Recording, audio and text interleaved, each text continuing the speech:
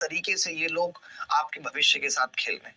और ऐसा नहीं है कि ये अभी से, अगर 2024 की कट ऑफ हाई गई थी तो इसके पीछे रिमोट एक्सेस एक बहुत बड़ा जो है रीजन था इसके पीछे की कट ऑफ इतनी हाई गई थी। आज इतने पढ़ने लिखने वाले बच्चे सेलेक्ट नहीं हो पा रहे हैं, इतनी मेहनत के बाद भी बच्चे सेलेक्ट नहीं हो पा रहे हैं, क्योंकि आयोग अलग अलग तरीके से, जो मेन प्रॉब्लम है रिमोट एक्सेस होके घर पे एग्जाम का खुल जाना, उस पे तो आपका ध्यान ही नहीं जा पाता। आयोग आपको उलझा देता है नॉर्मलाइजेशन में, आयोग आपको उलझा देता है गलत सवालों में, ताकि आपका सही प्रॉब्लम, सही जो भ्रष्टाचार हो रहा है उसकी तरफ तो आपकी निगाह ही ना जाए। तो बहुत ही तकलीफ की बात है। मुझे ऐसा लगता है कि जो लोग सीट खरीद रहे हैं, जो लोग सीट बेच रहे हैं, दोनों के ऊपर कड़ी कार्रवाई होनी चाहिए और दोनों को एक ही जगह है जो मिलनी चाहिए और वो है जेल। जब तक ऐसा नहीं होगा, लोगों के अंदर डर नहीं बैठेगा, तब तक ये सब चीजें होती रहेंगी। इससे अच्छा तो वो ऑफलाइन वाला दौर था कि कम से कम पेपर लीक इनको होता था, इनकी बहन को होता था, इनकी मौसी की लड़की को होता था। आज तो रिमोट एक्सेस इतने सस्ते पैसों पे बांटा जा रहा है जिसकी कोई सीमा नहीं है। तो बहुत दुख है, मुझे भी ये चीज का बहुत दुख है। और ये लड़ाई आप लोगों के लिए लड़ना बहुत जरूरी था, बहुत जरूरी है, और तब तक चलती रहनी चाहिए जब तक कि ये सब चीजें ठीक ना हो जाएं। आज आप देखते होंगे कि कितने डिपार्टमेंट ऐसे हैं जहां फाइनल डॉक्यूमेंट वेरिफिकेशन होने के बाद डिपार्टमेंट ज्वाइनिंग नहीं दे रहा है। आप मुझे खुद बताइए कि ग्रुप डी एमटीएस में ऐसा क्यों हो रहा है कि आपको ज्वाइनिंग नहीं मिल रही? क्योंकि इन लोगों ने 15-15 हजार रुपए में कॉन्ट्रैक्ट बेस पे लड़के पकड़ लिए। ये आपको रखना ही नहीं चाहते। अगर आपको रखना नहीं चाहते तो भैया आपने फॉर्म क्यों निकाला था? यूपी की जनसंख्या लगातार बढ़ रही है, और क्या यूपी में क्राइम रोकने के लिए, व्यवस्था बनाए रखने के लिए पुलिस की जरूरत नहीं होती होगी?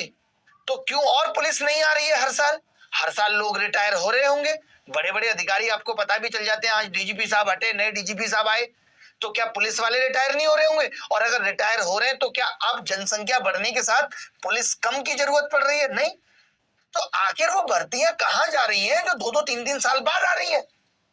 आप बताइए मुझे। और आप तो ये सोचते हैं कि भर्ती आ नहीं रही।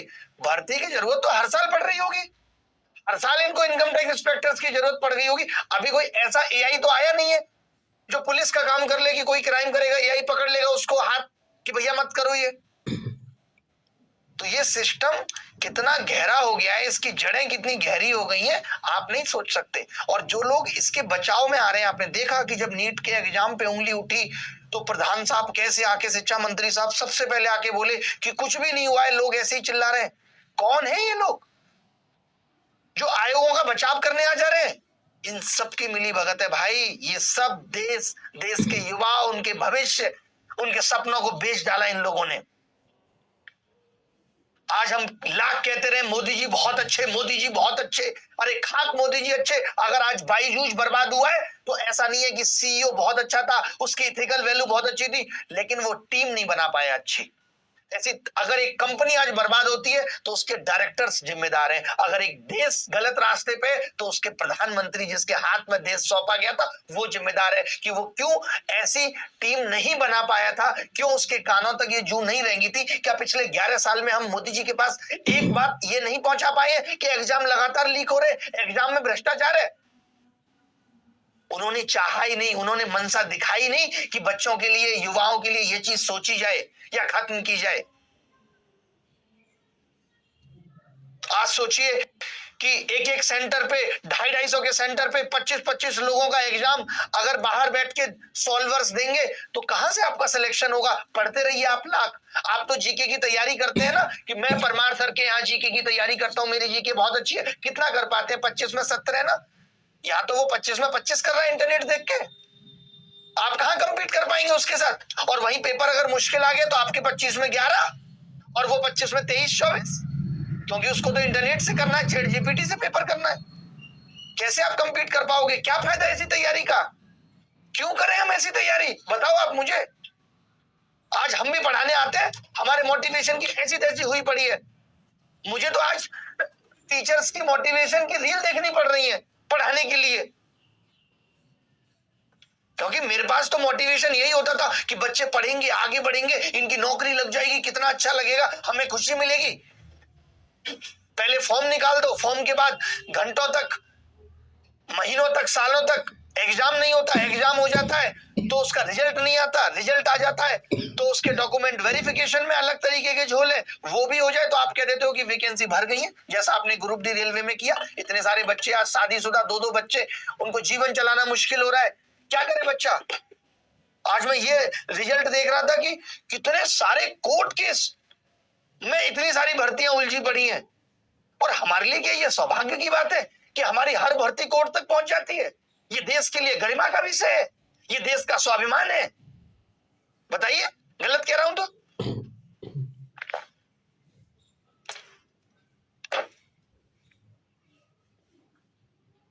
मन करता है कि इनको उखाड़ के फेंक दो यार, इतना बर्बाद कर दिया सब।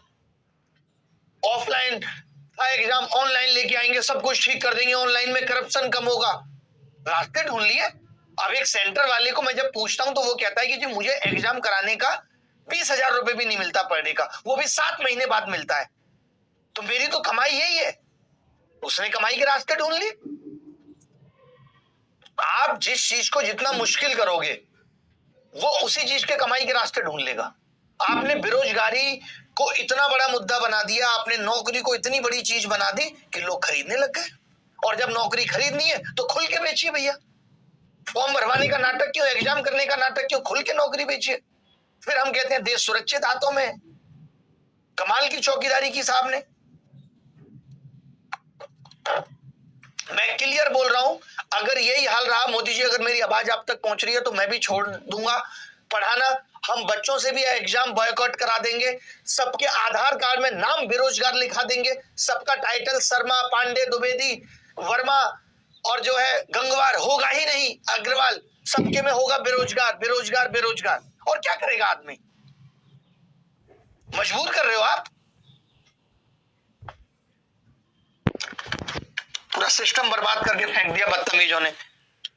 सवाल करते फटाफट से।